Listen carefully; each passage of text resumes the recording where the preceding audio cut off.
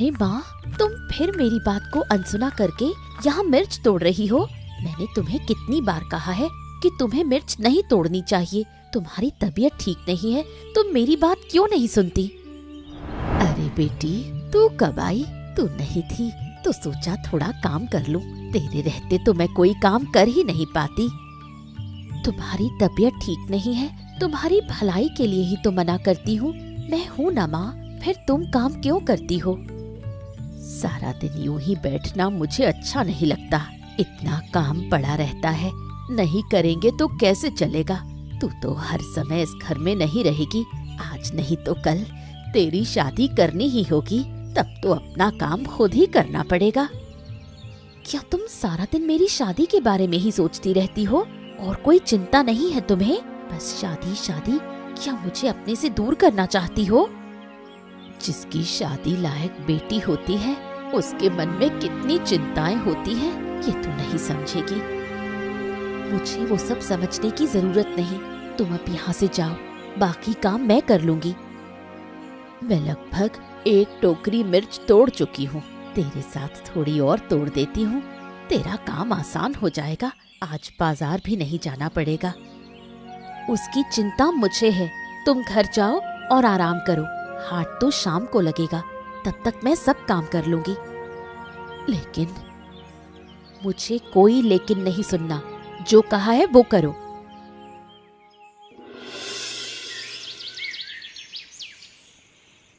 चारों तरफ कितना अंधेरा हो गया है। आज मिर्च बेचते बेचते देर हो गई।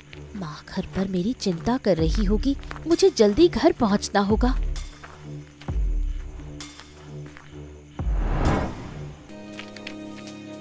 देखिए, अब आपको डरने की कोई जरूरत नहीं है। आइए, मैं आपको घर छोड़ देता हूँ। आइए आइए आइए आइए। वो भाग गए हैं, धन्यवाद। लेकिन घर तक आने की जरूरत नहीं, मैं खुद चली जाऊंगी।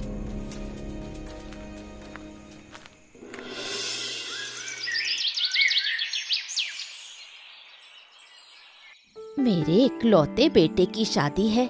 10 गांव में सबसे अच्छी लड़की चाहिए, कोई भी लड़की नहीं चलेगी। अरे, आपके बेटे के लिए तो लड़की ढूंढते ढूंढते थक गया मैं। 50 से ज्यादा तस्वीरें दिखा चुका हूँ, फिर भी आपको कोई पसंद ही नहीं आई।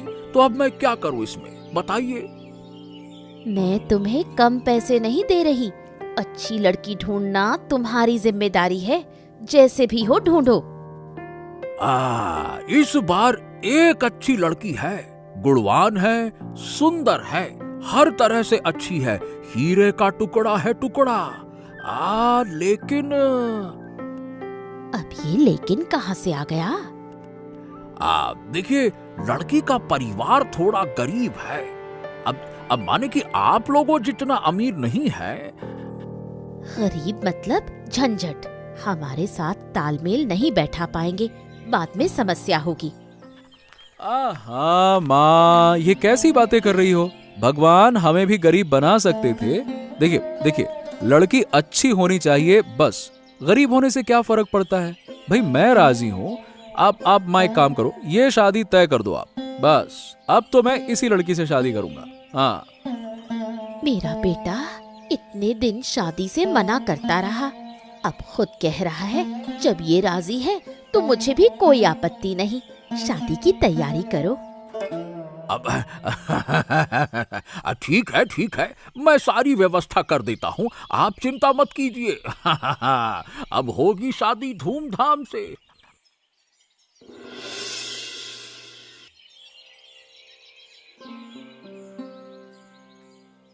अरे क्या बात है चांदनी, मैं कई दिनों से देख रहा हूँ तुम उदास हो। क्या बात है, बताओ ना। यहाँ रहने में कोई परेशानी है क्या? अगर कोई बात है तो मुझे बताओ। ऐसी कोई बात नहीं, यहाँ मुझे कोई समस्या नहीं है। लेकिन माँ घर पर अकेली है, मैं कभी उनसे दूर नहीं रही। ऊपर से वो बीमार भी रहती हैं, उन्हीं की चिंता हो रही है। अब तो ऐसा करते हैं, चलो मैं तुम्हें कुछ दिनों के लिए मायके छोड़ आता हूँ। वहां रह आओ, माँ को भी अच्छा लगेगा, मतलब सासू माँ को अच्छा लगेगा तो, और तुम्हें भी अच्छा लगेगा, तुम्हारा भी मन हल्का हो जाएगा। क्या कहती हो? उससे क्या हल निकलेगा? मैं सोच रही थी कि अगर माँ को यहाँ ले आए तो क्या इसमें कोई दिक्कत होगी?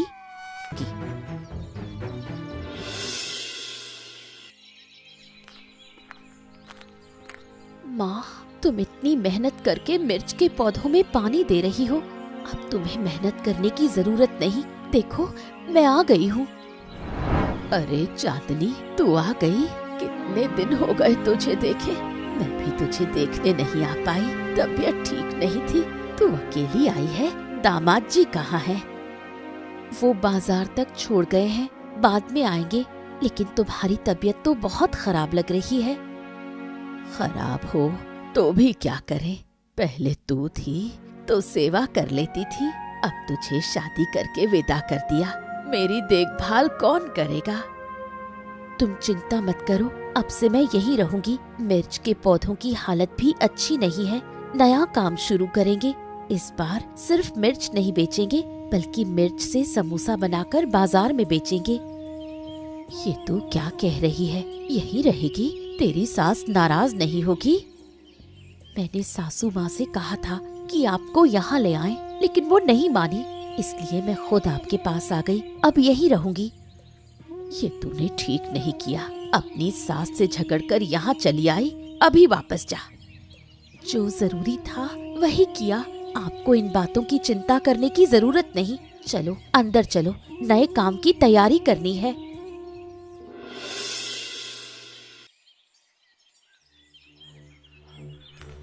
अरे देवी जी, अरे कहा, ये लो, आप यहाँ बैठी हैं और उधर आपकी इज्जत मिट्टी में मिल रही है।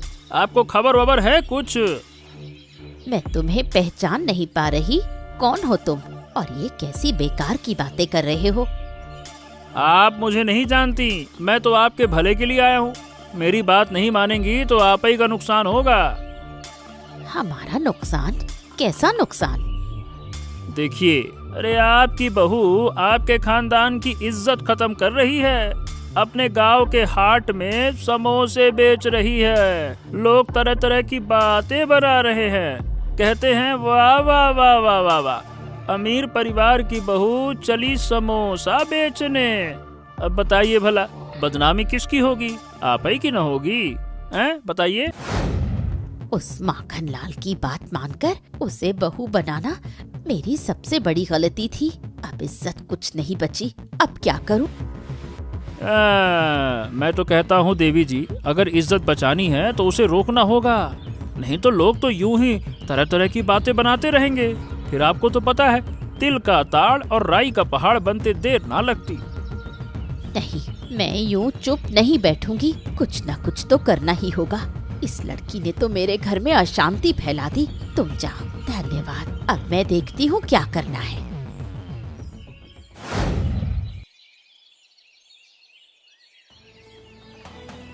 तुम्हारा आप जो चाहे कर ले।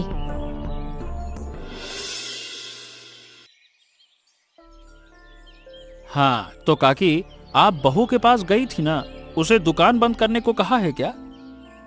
हाँ कहा था, लेकिन लगता है वो मेरी बात नहीं मानेगी। दुकान बंद करने की बात पर कुछ नहीं बोली। उसका मेरे साथ भी झगड़ा हुआ था। मैं उसे रोकने गया था, लेकिन उल्टा मुझसे ही लड़ने लगी। बताइए भला, ऐसी लड़ाकू लड़की है।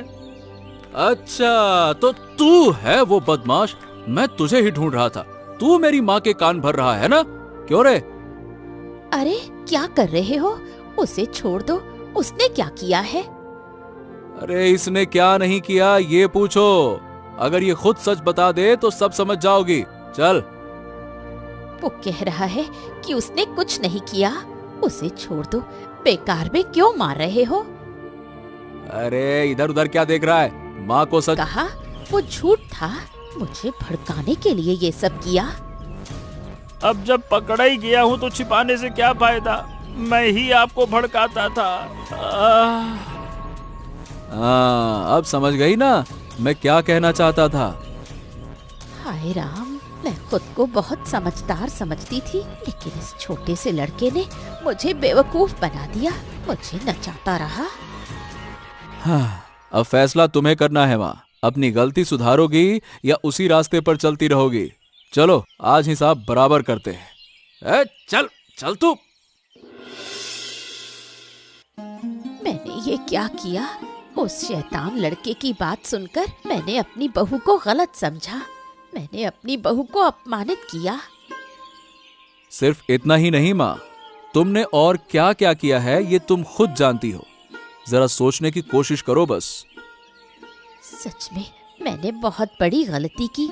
जो बहू अपने पैरों पर खड़ा होना चाहती थी उसे मैंने अपमानित किया। उसका कारोबार बंद करवाना चाहा और उसकी माँ को भी।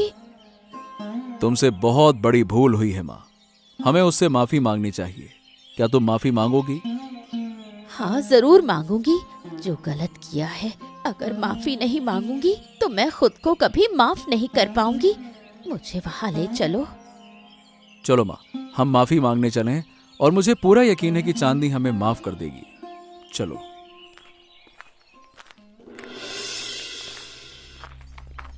अरे, आप लोग इस समय यहाँ? कुछ हुआ क्या? क्या मैंने फिर कोई गलती कर दी? अरे, इस समय कैसे आना हुआ? हम आप लोगों से माफी मांगने आए हैं। समझ नहीं पा रही कि किस मुंह से माफी मांगूं। आप ऐसा क्यों कह रही हैं माँ? यहाँ माफी मांगने जैसा कुछ नहीं है। मैंने बिना सोचे समझे तुम्हारा कितना अपमान किया। तुम अपने पैरों पर खड़ी होना चाहती थी और मैंने दूसरों की बातों में आकर तुम्हें गलत समझा। तुम्हारी माँ को भी अपमानित किया। बीती बातें भूल जाइए माँ। आपने अपनी गलती समझ ली, यही काफी है। काफी नहीं है, मुझे माफ कर दो। अब से तुम मेरी अनुमति नहीं, मेरा आशीर्वाद लेकर काम करोगी। अपनी माँ को लेकर मेरे घर चलो।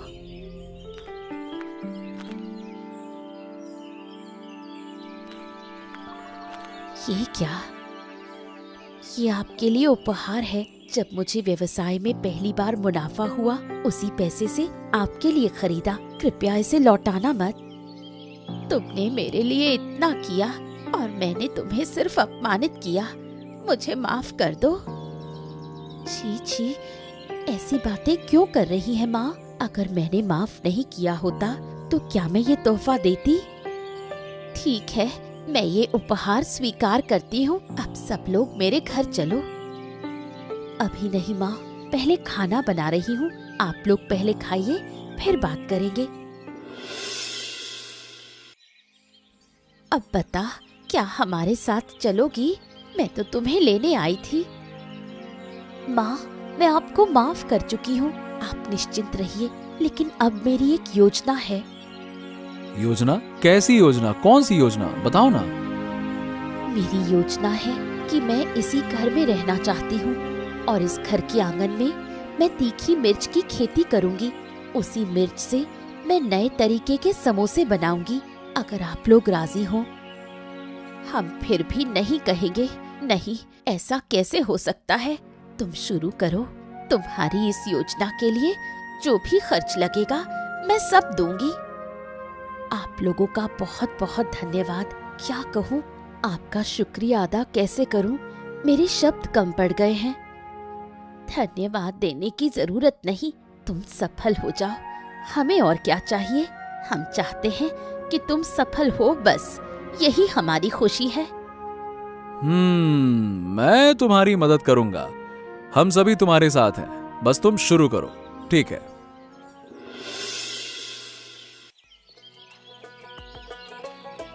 अरे वाह वाह वाह वाह वाह वाह! इतने स्वादिष्ट समोसे तो मैंने अपने जिंदगी में नहीं खाए। औरत और सास बहू एक साथ बना रही हैं। शायद इसीलिए इतना स्वाद आ रहा है।